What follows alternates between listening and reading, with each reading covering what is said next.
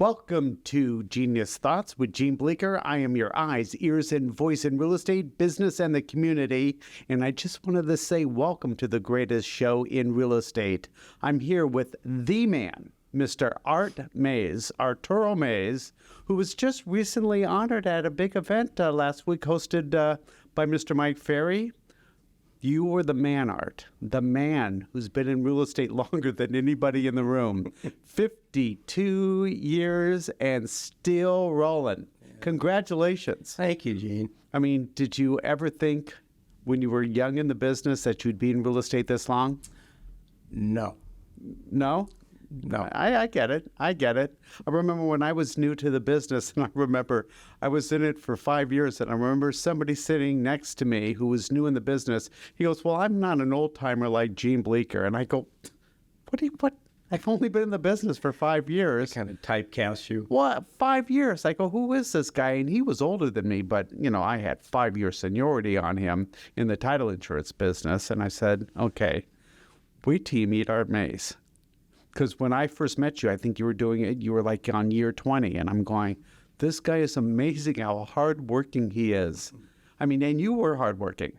No ands or buts about it. Because one of the things I always share with people, I go, this is a man who woke up in the morning, started door knocking in Castaic, and went all the way from Castaic to Canyon Country. And then when you were done with it, you did it all over again.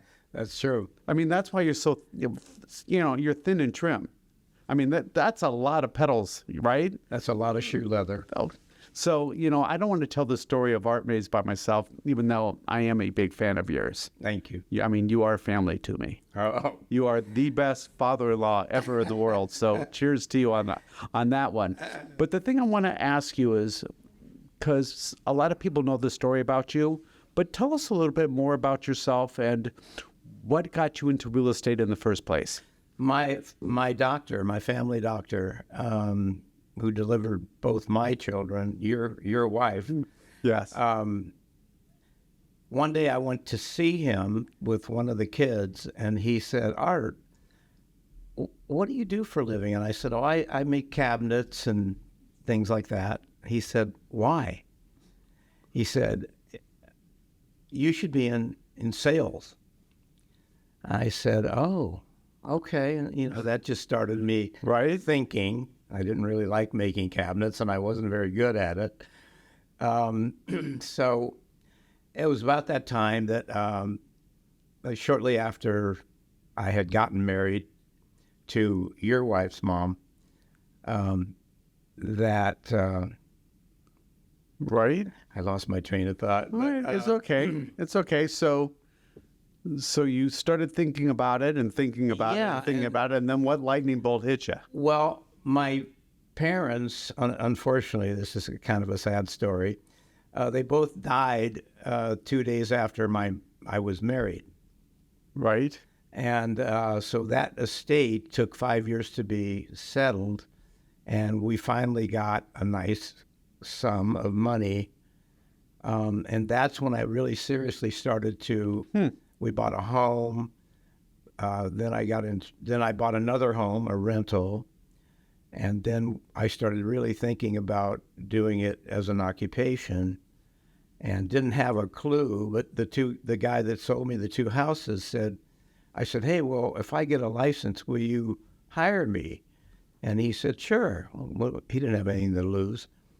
So, it was a very competitive business. Right. I found out.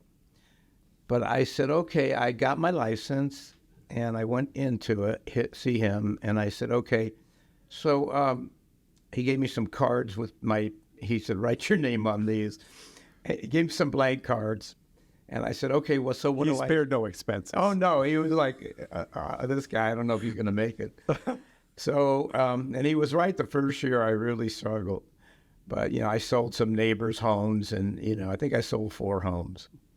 And then I met Chuck. Well, that's nothing to be ashamed of. That's ridiculous. Oh, okay. So the following year, 1972, I listed and sold over 100 homes.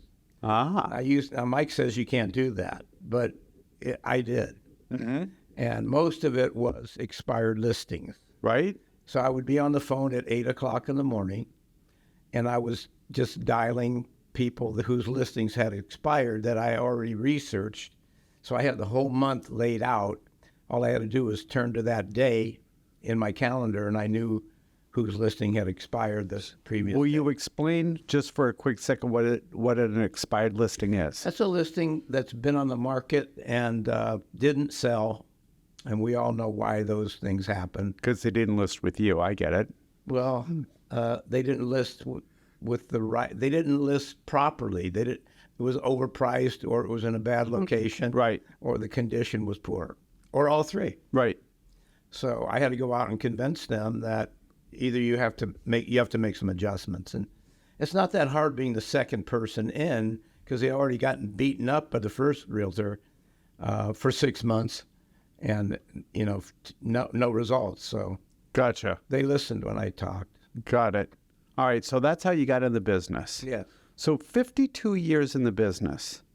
What was real estate like then compared to what real estate is today in the world of social media? What was it like being a real estate agent 52 years ago? What was your daily discipline? Well, like I said, I was on the phone at 8 a.m. and usually got an appointment. I mean, usually there were 8 to 10 expireds per day in the valley. So you had a pretty good shot at getting an appointment. Okay, so when you called them, it was this type of dialing, or was it this type of dialing? It was rotary phone. Oh my gosh. Yeah, and none of the things we have now. No tablets, no cell phones, no. That's crazy. All right, so you were just calling people just to call them.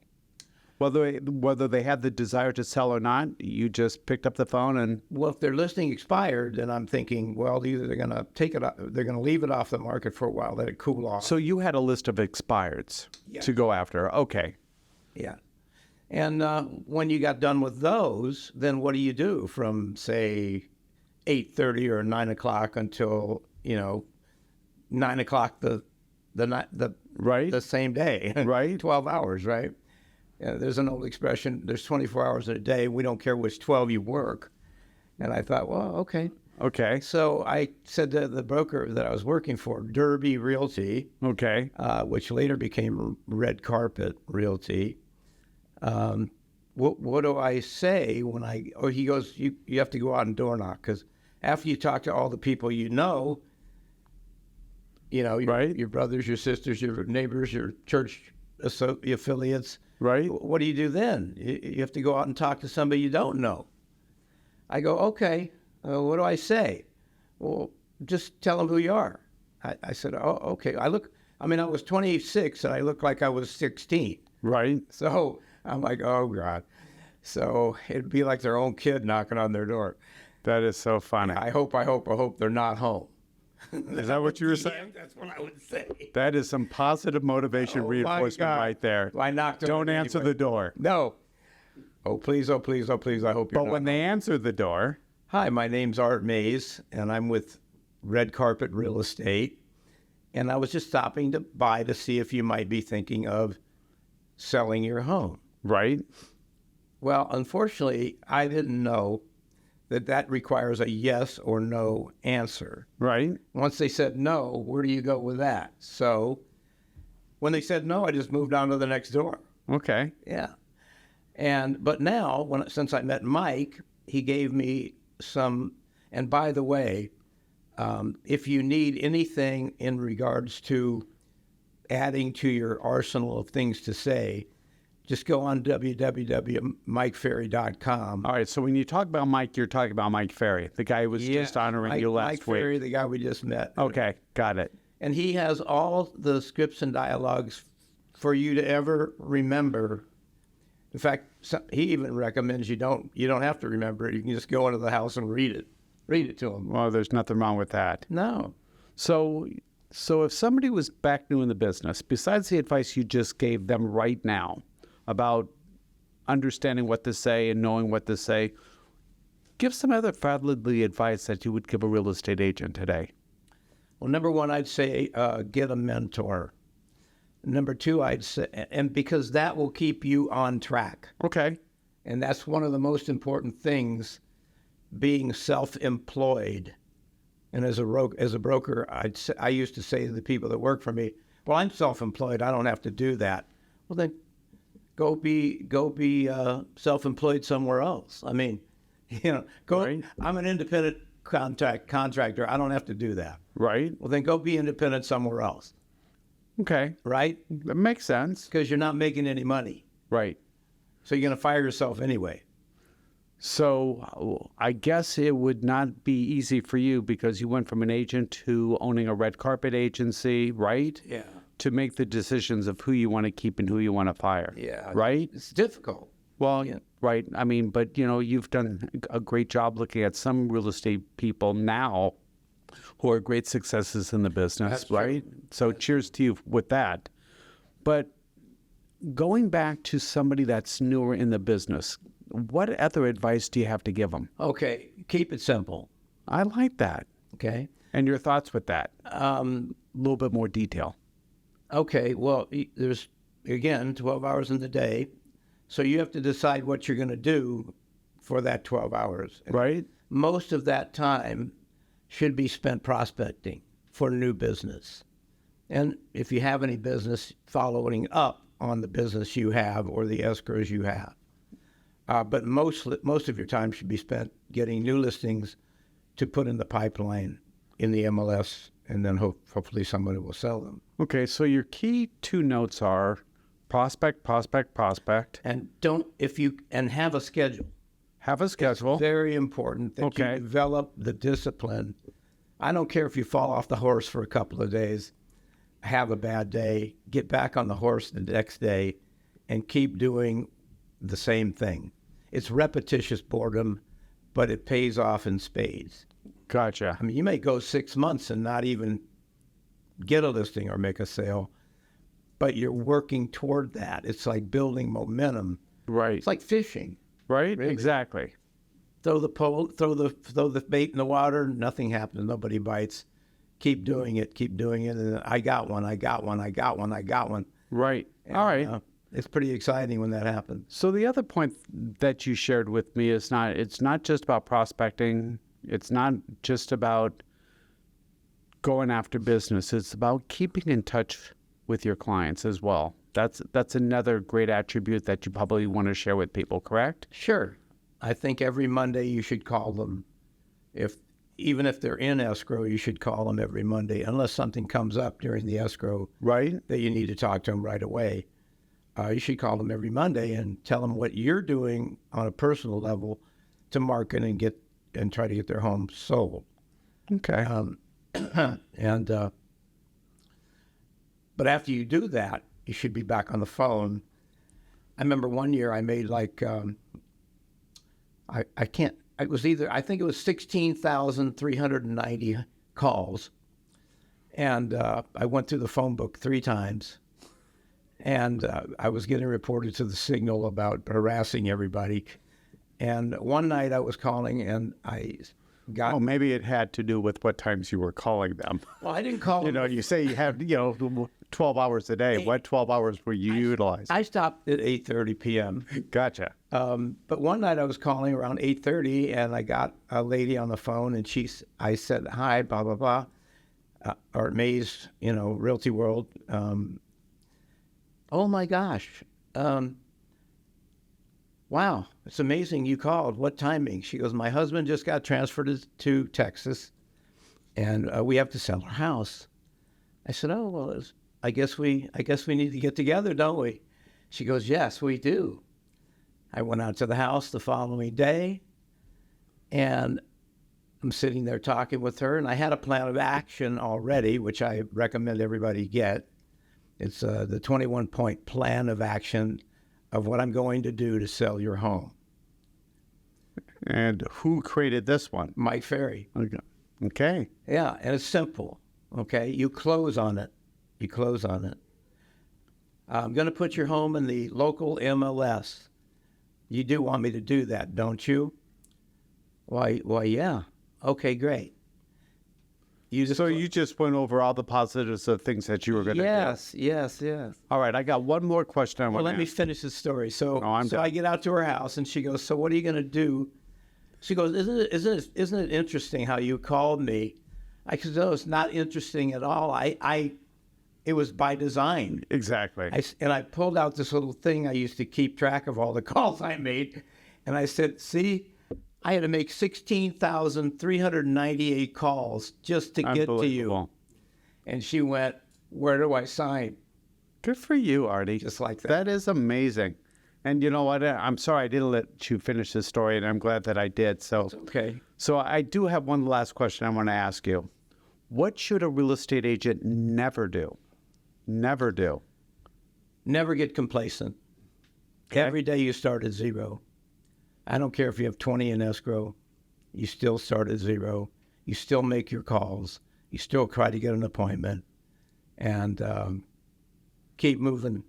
Keep moving forward. That's what kept me going for 52 years. Okay. Keep putting one foot in front of the other. All right. So I got my notes in hand. So here's what it is. It's prospect, follow up, stay disciplined, talk to your people, follow up with your people, have a plan of action, Well, be disciplined in what you do. one other thing I'd say, when you prospect a lot, you end up talking to a lot of people. Mm-hmm. You're going to end up with a lot of people who tell you, "Well, yeah, we're thinking about moving in a year or two." Throw them away. Now, some people won't. They'll put those people in a pile that sits about 3 inches high on their desk. And what happens at that point is the good leads get lost in the middle of the bad ones. You want the people that are going to list or sell their home within 30 days. Mm-hmm. And then you stay on them like glue, Gotcha. okay? Love that.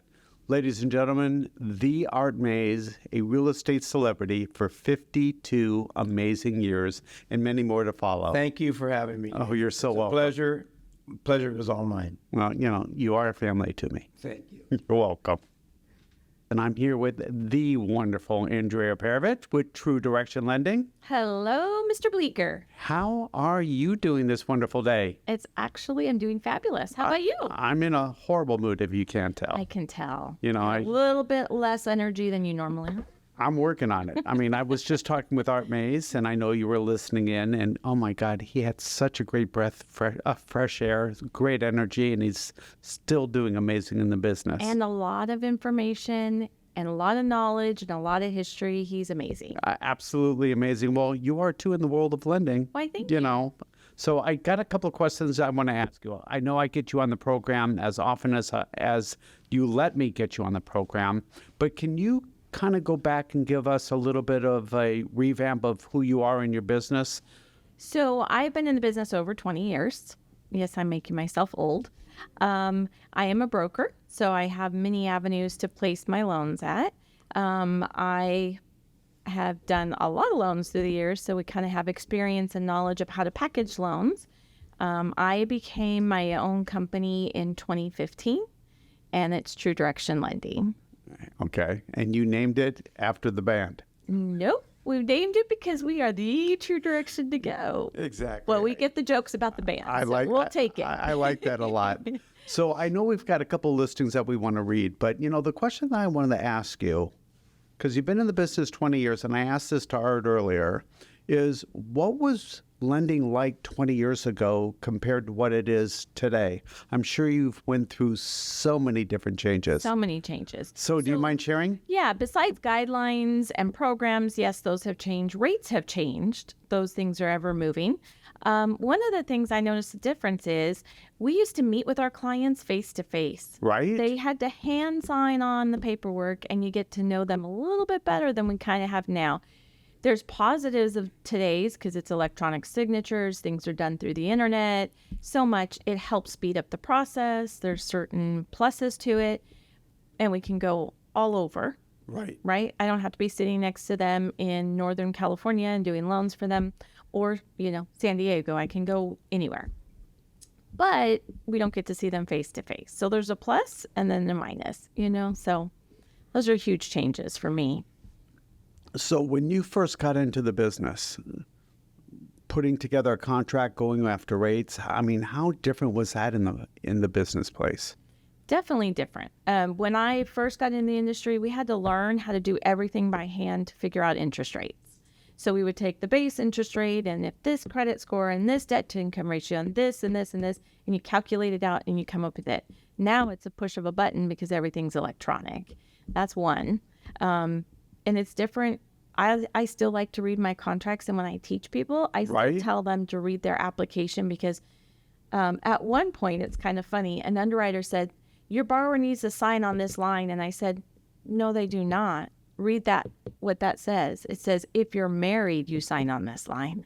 And they came back and said, oh, I never knew. And this was an underwriter. So, well, I think that's another important reason why it was so important for you to meet with them face to face, right? Yes. I think relationship building is very strong in your business. I think it is for real estate. I think it is for lending, anything. When you're face to face with someone and building that relationship, it just strengthens your. And I totally agree with that because, you know, you get a better flow of, I know when I get to talk to people when I was in my past career, just their better understanding, you know, are they highly educated on title insurance or were they moderately educated on it? Were they just kind of brand new to it? So I could have a better range of how I want to communicate with them on what they know and what they don't know and what they need to know, right? Correct. And even now, like even I don't get to sit face to face, I like to talk to them and I like to know, what are your goals? Not just this one transaction. Are you wanting to stay here 5 years? Are you wanting to stay here 2 years? Are you wanting to buy investment homes, a second home? Are you retiring out and moving somewhere else? So important to know what their goals are for them to make decisions now. I absolutely love that idea, and I think it's perfect, absolutely perfect. So I understand one thing about this business. I was kind of talking to you when we were taking a break earlier today about keeping in touch with your clients, and which is something I feel you do really well. But can you talk to me about how do you keep in touch with your clients? How do you keep more in contact with real estate agents and with other parties in a transaction? Because Art says that's his number one big hang up that he has is that a lot of people aren't Andrea and Candace like, right? Right. Candace is her business partner, by the way. So I have to give Candace Garcia a plug because she's so good at what she does. She is. Exactly. So can you talk to me a little bit more about that? So there's a difference of what we do with our past clients. Of course, sending out, you know, our touches, our emails, our letters.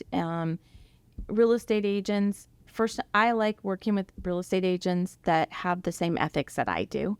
And then it becomes just like second nature to call them and what's going on? How are you? You know, I love being, you know, I love having that, building new friendships. Right. That's what it is to me. It's friendships. Okay. And we work the same. But when you're talking to a client about a transaction or you're talking to an agent about a transaction, you know, how do you keep in touch with them and what do you say and what's important for them to hear? So when we're in the transaction, it's important that we can talk to the list agent as well as the buying agents, not just one sided, because we think that for the list agent to have to keep bugging the buying agent, that's not right. Then they're like, why am I running around doing double work? Why can't you just tell us both, right? Exactly. So we like to send out the emails or, you know, text, call, here's where we're at. Escrow, here's where we're at. Here's when loan docs should be in. Here's where our client is. If they just happen to go on vacation and out of state, we've got to work with escrow to say, get this lined up. I mean, there's a lot of things that you have to keep in this because it's a moving parts. Exactly. All right. So any closing words that you want to give on the lending side? I don't want to talk about interest rates. I don't want to talk about inventory. No programs, nothing. Yeah. Nothing like that. It's still a good time to buy. It's still, I mean, people still have to sell, still have to buy, still a good time in the market. Absolutely. All right. So when we were looking at listings, and I was working with Neri all weekend on listings, talking to my San Fernando Valley people, couldn't find anything out there worth their share. Talking to some of my Santa Cruz Valley people, there wasn't anything out there new, anything to share. Thank goodness we got 3 listings in the Antelope Valley that we thought were all great. Yes, so I'm glad that we picked out these 3, and thank you so much for helping me with that. So if you want to Absolutely. promote the new listings, Sure. I'm ready to We listen. love the Antelope Valley. Yes, we do. So we have a listing from Christina DeMarzo from Berkshire Hathaway Home Services Troth Realtors. And this house is 1,952 square feet, has 4 bedrooms, 2 baths. It's a stunning view home. It's situated on a spacious lot overlooking West Palmdale on a cul-de-sac in a dead-end street with only one entrance and exit. Kind of love that for families. I was going to say my wife would totally love that for Yes, security reasons. Yes, right? absolutely. It was built in 1989. This luxurious home boasts 4 bedrooms, 2 baths, as we said, a modern design, roomy interiors with an open concept layout, gourmet kitchen, and cozy. It sounds like it's entertaining. It's Well, you know open, what? It's that open concept that people are really liking, you know, agree, I so much. And there wasn't a whole lot in 1989 being No. open concept, so it was more about the rooms. The master suite is generously sized, includes a private bathroom and a separate walk-in tub and shower. That's kind of nice. I like that too. The serene backyard oasis provides a relaxing escape conveniently located near amenities and major highways. So you want to call Christina DeMarzo and get and see this home. Yeah, you know what? It's so funny that a lot of agents are really pushing their backyards as well because they know it's the escape for most consumers. I agree. You know, go find a place to go relax, chill, and enjoy the day. And At the end of a summer night, you want to come home and barbecue in your backyard. You want it to look like an oasis. exactly. And this one is listed at $525. I'll take 2, please. Thank you. All right. So thank you, Christina DeMarzo, for your brand new listing, and congratulations. The next one is Jackie Quinteros from eXp Realty. This one is 2,114 square feet. It's a family home that boasts 5 bedrooms, 2.5 baths, and 1 handicap accessible bathroom. That's actually a really good plus. So you don't find that often. Has new flooring throughout. Home itself is spacious and well maintained. Living room is large and open with a fireplace and plenty of natural light. See, did you hear the word open, right? Yes, Large and open, right? large and open. Okay. And lots of lights. We don't need the electric bill. It has a covered patio for those afternoon barbecues. Large backyard with views of the snow-capped mountains, which is stunning sight. Lots of room for animals and pets or toys on this great property.